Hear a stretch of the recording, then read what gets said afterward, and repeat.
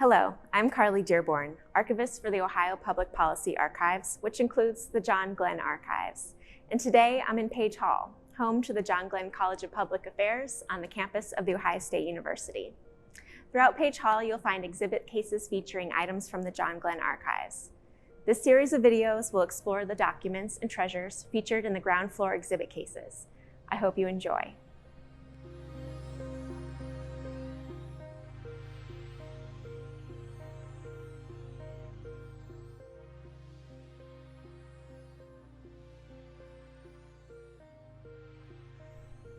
Annie Glenn was born Anna Margaret Castor on February 17, 1920, to Dr. Homer and Margaret Castor of Columbus, Ohio. In 1923, the family moved to New Concord, Ohio, where Dr. Castor opened a dental practice, in addition to managing the family farm in Muskingum County. Annie and her younger sister Jane would join their father at the farm and play in the woods while he did chores. The girls would go hiking, climb trees, and pick blackberries. In town, Annie was active in the town band, where she played trumpet, and in the choir, and in the local Girl Scout troop. Like her father, Annie grew up with a severe speech impediment that caused her to stutter 85% of her words. Annie credits her positive experience to her involvement in a small, tight-knit community where she was supported and accepted. Outside of school, Annie faced challenges communicating with sales clerks in larger towns, often resorting to writing down her shopping list.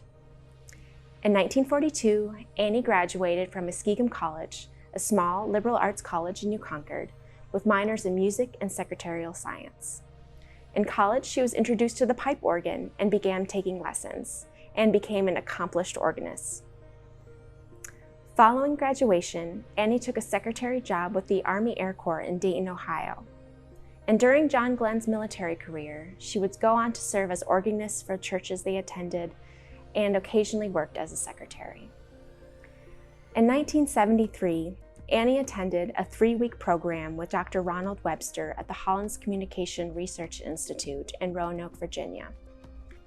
The treatment vastly improved her speech, and while she has never considered herself cured, her life was transformed. Annie became known for her inspirational recovery and her tireless advocacy for the disabled. In 1983, she received the first national award of the American Speech and Hearing Association for providing an inspirational model for people with communication disorders.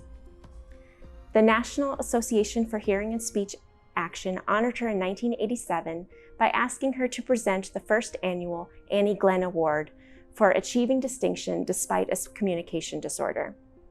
Mr. James Earl Jones was the first recipient of the Annie Glenn Award, and Annie herself would be awarded the honor in 2009. I hope you enjoyed touring the exhibit space and learning more about the lives of John and Annie Glenn. If you'd like to learn more, we invite you to visit the archives and the exhibit here at the John Glenn College of Public Affairs on Ohio State's campus.